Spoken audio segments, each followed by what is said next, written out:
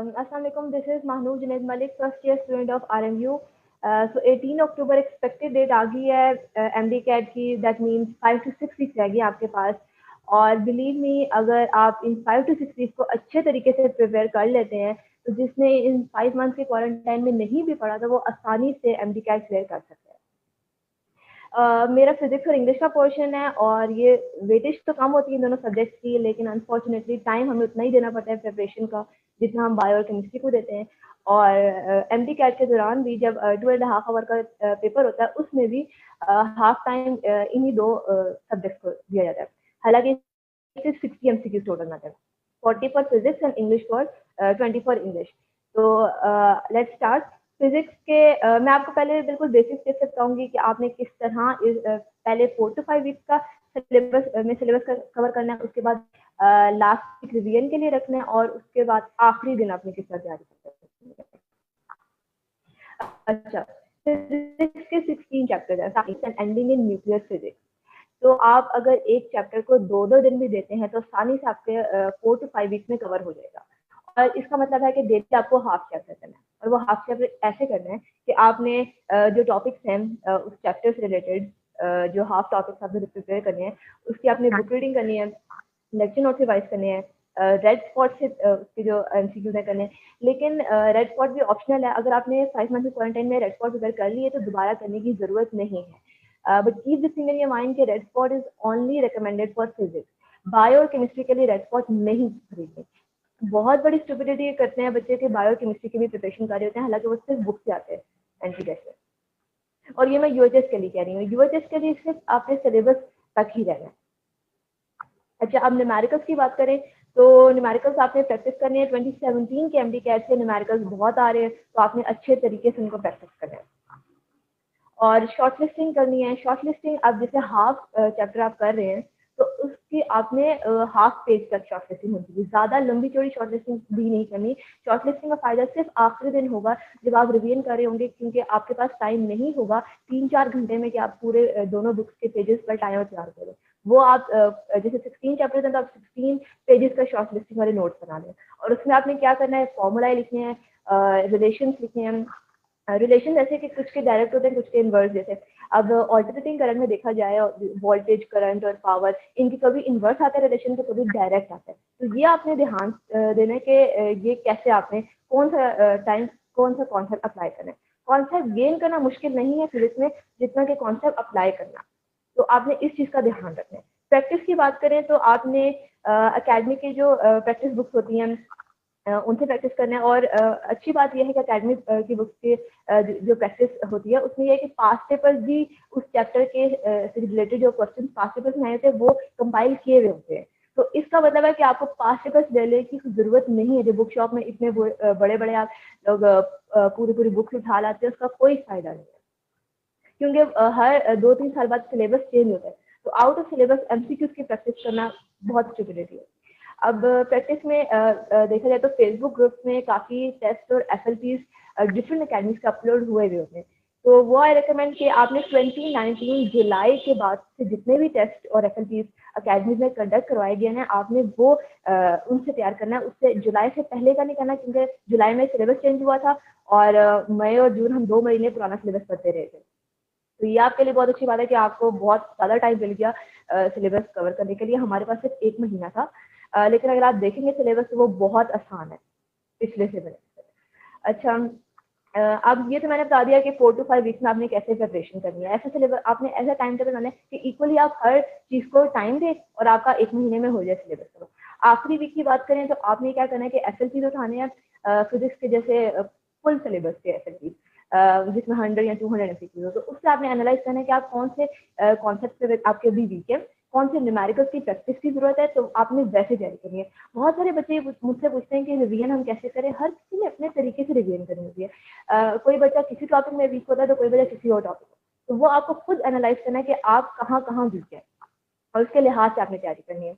उसके बाद अब लास्ट डे की बात करें जो कि एमडी कैसे एक दिन पहले की बात है, उसमें यह है कि आपने ज़्यादा भी नहीं कि रात तक बैठ के पढ़े नहीं.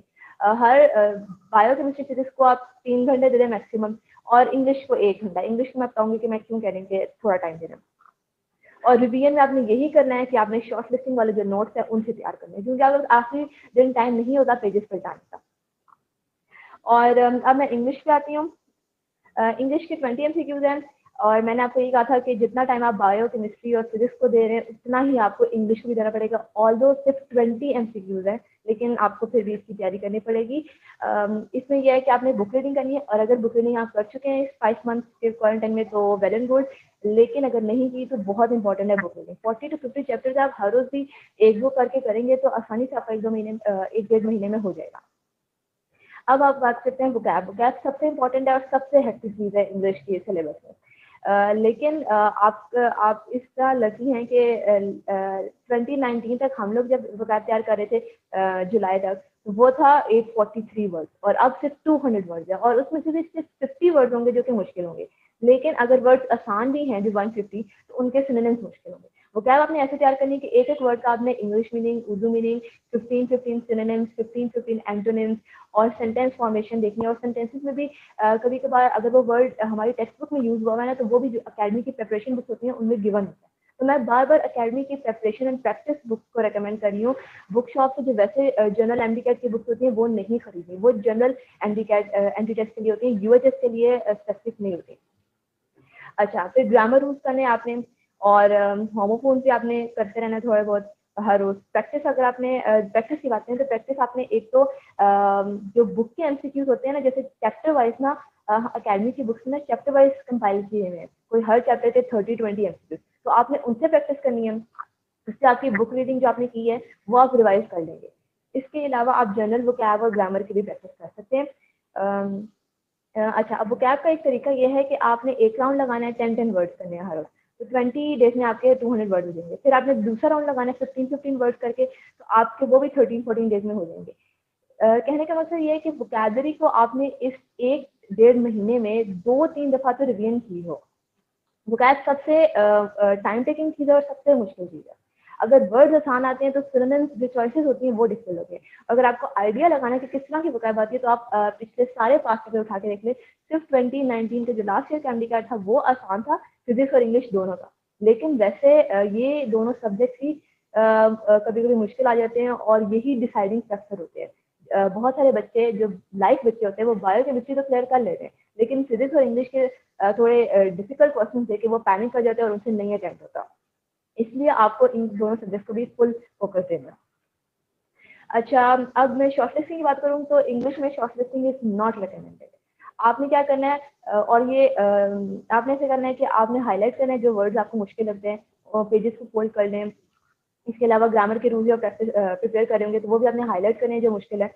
अलग से लिखने में बहुत टाइम वेस्ट होता है। सॉरी। फिर बुक रीडिंग की बात करें तो बुक रीडिंग ऐसे नहीं करनी कि आप एक एक लाइन को रटे मारे, नहीं। आपने एक लाइन पढ़ी, उससे आपने देखा कि प्रेपोजिशंस कौन से हैं, punctuations, conjunctions, clauses, phrases, spellings, आपने हर चीज देखनी है। और आप ये भी देखेंगे बुक रीडिंग में बहुत ग्रामर के रूल्स वायलेट होंगे, लेकिन आपको अनलकी आपको वही जो बुक में गिवन होगा वही आपको ऑप्शन चूज करना होगा, क्योंकि वही करेक्ट कंसिडर किया जाएगा।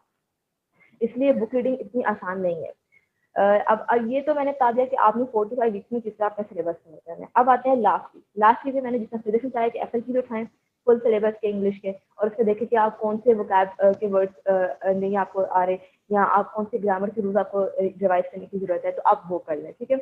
और मैं ये रिकमेंड करूँगी जो लास्ट वीक और लास्ट डे है ना, उसमें इंग्लिश का जो टाइम है थोड़ा सा कम कर दें बाकी सब्जेक्ट के बनस्पत, क्योंकि इंग्लिश के 20 एमसीक्यूज है, आपने बहुत टाइम दे दिया जितना देना था। आखिरी दिनों में आपने बायो, केमिस्ट्री, फिजिक्स को ज्यादा टाइम देना है। और लास्ट डे में यही है कि आपने मैंने ये कहा था कि सबसे कम टाइम देना है, ऑलमोस्ट 1-2 आवर्स। 1-2 आवर्स से ज़्यादा टाइम नहीं देना। और उसमें यह है कि वोकैब आपको जो मुश्किल लग रही है आप वो कर लें, जो आपने हाईलाइटेड वर्ड्स किए हैं या ग्रामर के रूल जो हाईलाइट किए हैं आप वो कर लें। अच्छा, और उसके बाद पेपर अटेम्प्टिंग टिप्स में 2-3 बताऊंगी जो मेरे टीचर ने बताया था कि आपने कभी भी, हाँ, कि आपने अब जैसे आपने एक पेपर अटेम्प्ट कर लिया, क्वेश्चन अटेम्प्ट कर लिया, तो आपने कभी भी उसको रिवाइज नहीं करना उसको कि आप देख लें कि आपने सही किया गलत। अगर आपने मार्क कर दिया है आंसर, तो ये बहुत बड़ी स्टुपिडिटी हो गया, आपने मार्क कर लिया, आप फिर भी देख रही है आपने सही किया गलत। और अगर आपको पता लगे कि आपने गलत किया है, तो एक डेफिनेटली आपके दिमाग में एक पैनिक स्टार्ट हो जाएगा कि एक आपने एमसीक्यू एमएसक्यू में गलत कर दिया। तो ये आपने नहीं करना। अगर आपने मार्क कर दिया आंसर, तो आपने फिर उस क्वेश्चन को दोबारा नहीं देखना। और दूसरा, सीक्वेंस के बाद जो बहुत सारे बच्चे कहते हैं कि हमारी सीक्वेंस खराब हो जाती है, और बहुत सारे बच्चे इस वजह से रिपीट भी कर रहे होते हैं कि उनकी सीक्वेंस खराब होती है। उसकी वजह ये है कि उनका यहाँ पे तो स्ट्रेस लेवल बिल्कुल नहीं होता, कि उनकी कंसंट्रेशन नहीं होती। यहाँ पे तो उनका स्ट्रेस लेवल इतना हाई होता है कि वो बिल्कुल एंजाइटी तक पहुंच जाता है और उनसे पेपर अटेम्प्ट ही नहीं होता। तो अपने स्ट्रेस लेवल को लिमिट्स में रखना सीखिए, तभी आपका पेपर अटेम्प्ट होगा।